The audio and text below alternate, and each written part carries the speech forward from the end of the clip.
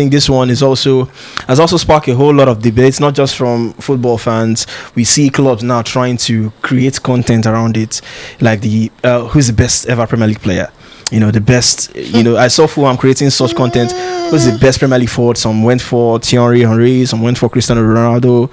And in recent times now, Mo Salah is doing his beats as well. Who's the greatest defender? That debate will never die. Virgil van Dijk, is he up there? Who is putting Virgil van Dijk in that conversation? Ferdinand. Who is putting Virgil van Dijk? Who's putting Virgil van Dijk in that conversation? I mean, he's decent. If I slap, decent kid. But I mean, Van Dijk is been up there. He's a decent defender. So you won't put him in those top categories, like so. Would he? Let's start with the defense now. I think you're already into it now. So I want to do it this way. So Carvalho, John Terry, can Van Dijk break that? No, he cannot. Vidic, he cannot. Ferdinand, he cannot. He cannot. He cannot as well. No, the only defense he can break is So Campbell. I was about to go ask now. He will break Tory. So Campbell Tory, he will remove Tory. But those two are not up there. Where does he not play? He can't break Carvalho Terry. Who's the other guy that played with Terry after Carvalho left? Cahill or something? Yeah, Tim Cahill. He would struggle to break Tim Cahill. The kind of understanding between like when people say is the all-time Premiership defenders, like, wait, we want to sit here and pretend that Yap Stam didn't play this league. Nemanja Vidic didn't play in this league. Rio Ferdinand didn't play this league. Tony Adams didn't play that long stretch. Tony Adams played in 2 leagues. He played in the Old English League and played in the Premier League. Some people only watch the later days. John Terry, you're not going to count John Terry. There is this defender. He was always injured for Spurs. Fija Dieka. He went to Everton later. Is it King? No, Ladley King. Yeah. Fija Dieka is Everton. Ladley King was always injured. But in the few games that he played, I'm not a sports fan. I don't support sports. But that nigga did well. Let's take it Most times, what they do is they not tell you he won the Champions League. Guy, we're talking Premier League defenders. You can defend and be very, very good at defending without that talk of people are even taking it about the best defender in the world. I mean, some are taking it too far. I saw a content. I like the fact that you said they're taking it too far. Why I say we're going to sit here and say Virgil van Dijk is better than Baresi, is better than because I saw this content. Is better than will he break into Nesta Maldini? He's not in the conversation. Bonucci, Cellini. He's not there. The hell no. So I feel people are taking it too far in when it comes to those people. Police league or the Premier League. If we take it outside of the Premier League. So let me put it to you now. So who are your picks? Like the best ever Premier League defender, midfield. I know we have a lot of them. Paul Scholes, Lampard, Gerrard. All-time best goalkeeper used to be Schmeichel, but now I am convinced more than ever, and I know a lot of people talk about his days at Arsenal. Peter Cech, the goalkeeper that can save 15 goals in one season. Father Lord. Peter Cech is the best goalkeeper. Centre back pairing, I will struggle. So the thing about Rio Ferdinand is when he was playing, I really didn't appreciate his game that much because he was another Virgil van Dijk using other people to shine. And funny, someone I didn't even appreciate that much was Nemanja Vidic as well. Because I don't know if it's because Jesus. I don't know, for some reason. I just felt he was rash. He was not. The access of Vidic brutal. Why is that why we love Chiellini and Bonucci and Maldini and Gattuso and all those guys? But they were rash. They were pure central defenders. They were defenders and leaders of men. They were not just defenders. They were defenders and leaders of men. And then again, another thing you used to rate them is the attackers that they faced. Who Virgil van Dijk don't face? So you're also in that. Watkins. So you're also in that thought that. So you're also in that thought that attackers then were more lethal than. Virgil van Dijk faced Thierry Henry or Michael Owen. He go die. He go get stroke. That's why I don't really support the people running Jamie Carragher down that he considered 6 or 7 goals. The most goals, yeah. 7 goals, right? Yeah. Only one ahead of Rio Ferdinand. Rio Ferdinand is one of the best. Rio Ferdinand considered 5 or 6. If Carragher is 7, Rio Ferdinand considered 6 goals. Do you understand? But he's regarded as one of the best. The attackers that those guys faced, those people played against teams that used to have 4 brutal strikers. When I say brutal, Man United used to have in one match, in one game, they have Berbatov, Cristiano Ronaldo, Carlos Tevez is unplayable. That guy can wake up from sleep and come and cause you nightmare. Then you have Wayne Rooney. 4 of them. Who you want mark? Some defenders like them, John Terry, played against them and they held their own. In a season, they considered only 15, I've been 19 goals. Now, so I'll pick John Terry. I would have picked John Terry and Carvalho in my centre back. I'll pick John Terry, and this is not me if I'm in Chelsea, but that team was good. Leave it like that. I'll pick John Terry and Carvalho. My left full back, all time, Ashley Cole. I don't care what anybody says. Because he left us now, there is a media blackout on him, but all time Premier League left full back. And the Cole. It's in that right full back that I will struggle a bit. Walker. Gary Neville? No, Gary Neville is not. Nah, Gary Neville is not in any odd. It's like no, he did his best to. Let's not shit on him, but it's not going to feature in any all-time best. No, Gary Neville, we can insult him as a bad coach. He's not a bad pundit as well. He's doing what his masters want. As a defender, he also had his own. But it was the weakest link in Man United. All them Roy Keane. Most of the Premier League fights was because they are picking on what's it called, Gary Neville or his brother Phil Neville, and then they go help him out. So, give me some names in the Premier League. I'm also trying to remember the fullback. Walker is a right fullback, right? Yeah, Kyle Walker. So I think he also held his own, in that Man City dominance and stuff like that. There. So midfielders now, who's your greatest ever midfielder? Yaya Toure, and Patrick Vieira. My 2 defensive midfielders. Sorry, N'Golo Kante, but I need to pick those 2. And then in front of them is Paul Scholes. No Steven Gerrard, no Frank Lampard. I'm sorry. This is not like they are not good enough. To me, my all-time best Premier League midfielder is Yaya Toure. So if you streamline it to one, if I streamline it to one, I'll pick Yaya Toure. Vieira, I have front seats to. He's playing for Arsenal from '96 till he left. It's going to be almost impossible, and I feel bad for not picking Roy Keane because he did the job. He led well. He was a leader of men. It was powerful. But I'm going to go with Yaya Toure, Patrick Vieira, and Paul Scholes up front because he can shoot. Everything that Lampard can give me, Paul Scholes will give me. Just that Lampard scored more goals. But in terms of passing range, Paul Scholes edged him. So this is not shitting on Lampard or shitting on Steven Gerrard, but I already have somebody who would do ×2 of what Gerrard would do in Yaya Toure, right? So there's no way I would pick Steven Gerrard. That's not to say Steven Gerrard is bad.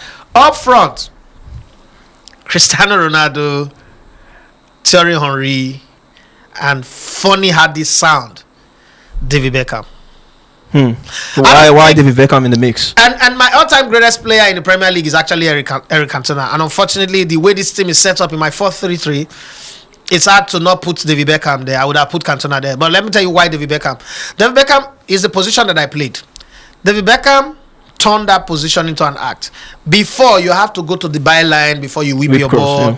David Beckham can do it. The thing that I would go to the byline to struggle to get accuracy from the center line, David Beckham will find you like Sondo Lise or Andre Pello, and the ball will be so comfortable that all you need to do is just grace it. And he's got those one-time passes, so he doesn't need to dress the ball.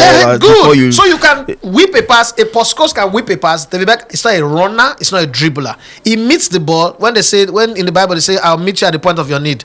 David Beckham is who they were talking about. Now remember that in this team that I've just picked, now I didn't put the most Premier League winner, Ryan Giggs, in it. I didn't pick him because I'm going to put Thierry Henry there. Thierry Henry means a whole lot to this setup and what he brings in.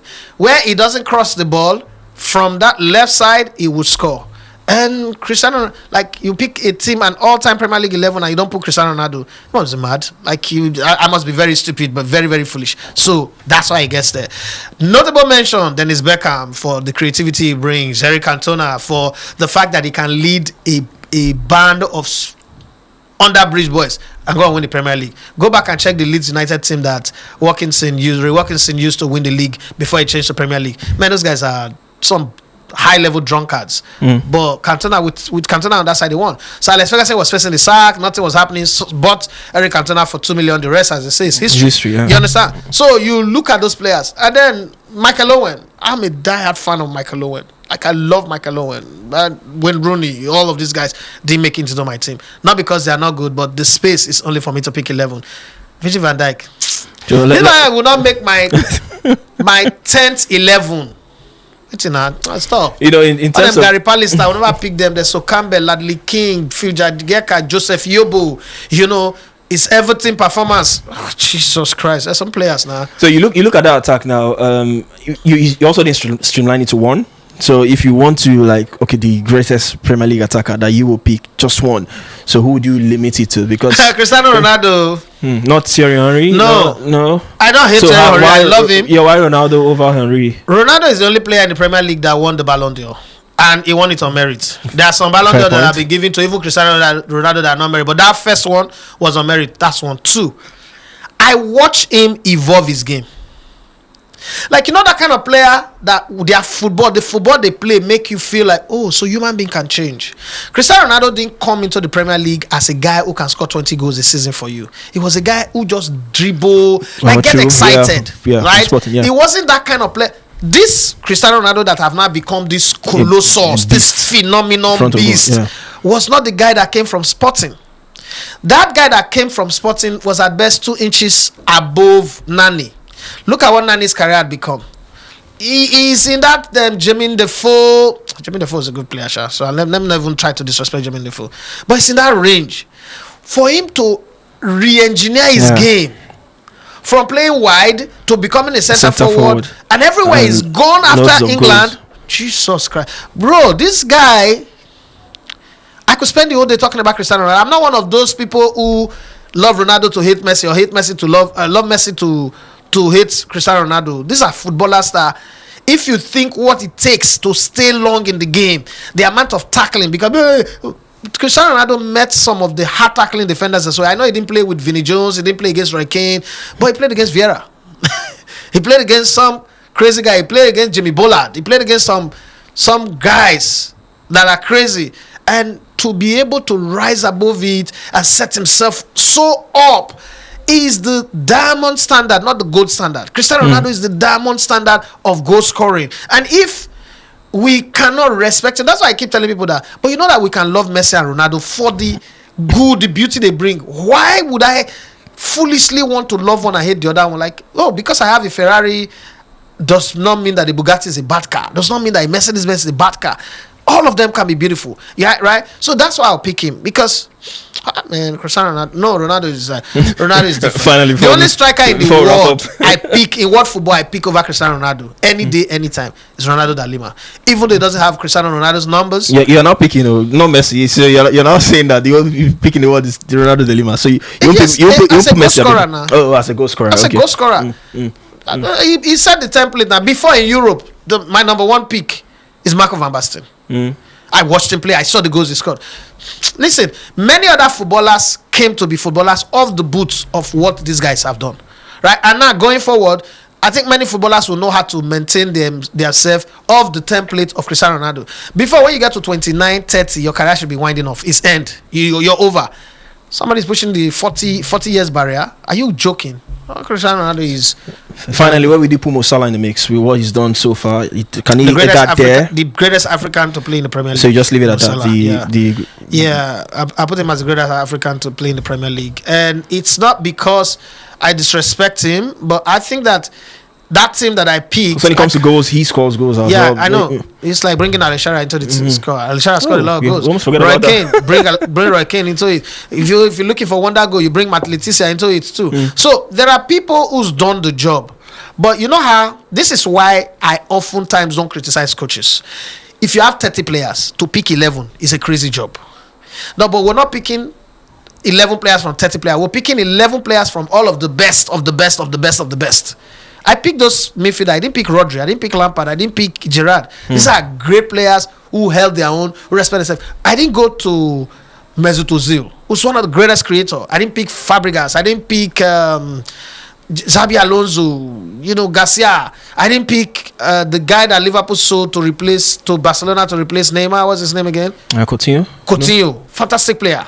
Very short. I didn't pick Suarez. You can't tell me that Suarez doesn't deserve a mention. So, yeah, well, I love that, but that's my team. Somebody else on the comment section will destroy all of these guys that I pick and pick something else.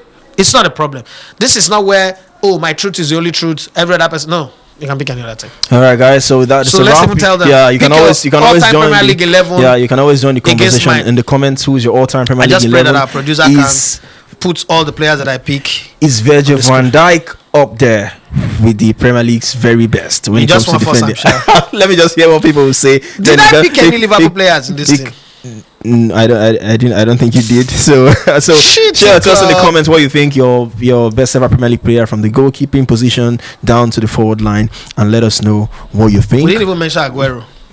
So many players we could mention, but at the end of the day, it has to be 11. It has to be a team, and you have to streamline it. So with that, it's a wrap on the show. Once again, my name is Emmanuel Sebastian. We've done as much as we can for today. We'll very much come away again, same time, same channel. Continue to like, continue to drop a comment, continue to share this video anywhere you come across it. And also, and if you are in Europe, I'm coming to Germany. Yeah, true. You had to say that. I beg, please. I never buy flight tickets, so who I go buy? At least I have my visa. Let's hook up if you are within that Germany, Munich area. Let's hook up. But please subscribe to the channel and as well, engage us. I'm gonna cool down with the insults now. If I call the block on now, I'll call the verse. In the meantime, have fun. Enjoy the rest of the week. Stay safe. Stay away from trouble. Bye bye.